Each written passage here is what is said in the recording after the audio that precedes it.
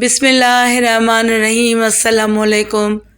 ایک رات سلطان محمود کو کافی کوششوں کے بعد بھی جب نیند نہیں آئی تو اپنے غلاموں سے کہنے لگتا ہے کہ کسی مظلوم پر آج کوئی ظلم ہوا ہے، تم لوگ گلیوں میں پھیل جاؤ اور اگر کوئی فریادی نظر آئے تو اسے میرے پاس لے آؤ۔ تھوڑی دیر بعد وہ سب واپس آ کر کہنے لگے کہ سلطان، ہمیں کوئی بھی فریادی نہیں ملا، آپ آرام سے سو جائیں۔ سلطان کو جب پھر بھی نیند نہیں آئی تو وہ کپڑے بدل کر خود محل سے باہر نکلا۔ محل کے پیچھے کے نزدیک انہیں کسی کی فریاد سنائی دی، اے اللہ، سلطان محمود اپنے درباریوں کے ساتھ محل میں عیش و عشرت کی زندگی گزار رہا ہے اور محل کے عقب میں مجھ پر ظلم توڑا جا رہا ہے۔ سلطان نے کہا، کیا آپ بات کر رہے ہو؟ میں سلطان محمود ہوں اور تمہاری فریاد سننے کے لیے آیا ہوں۔ مجھے بتاؤ کیا ظلم ہوا ہے تمہارے ساتھ؟ تو وہ شخص کہنے لگا، آپ کے خواص میں سے ایک شخص جس کا نام میں نہیں جانتا ہر رات میرے گھر آتا ہے اور میری بیوی پر ظلم و ستم کرتا ہے۔ سلطان محمود نے پوچھا، اس وقت وہ کہاں ہے؟ اس نے کہا، شاید اب چلا گیا ہو۔ تو سلطان محمود نے کہا کہ دوبارہ جب وہ آئے تو فوراً آ کر مجھے اطلاع کر دو۔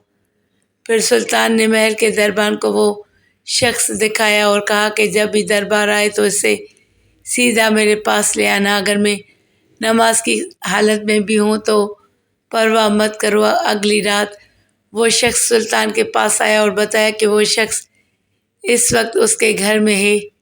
سلطان اسی وقت تلوار ہاتھ میں لیے اس شخص کے ساتھ چل پڑا۔ جب اس کے گھر کے قریب پہنچا تو اس سے کہا کہ گھر کے سارے چراغ بجھا دو۔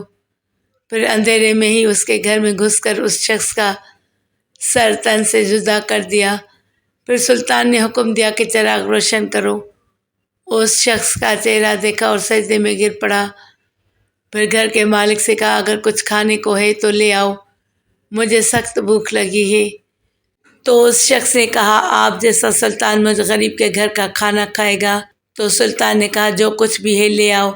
تو وہ شخص ایک سوکھی روٹی اٹھا لایا جسے سلطان نے بڑی رغبت سے کھایا۔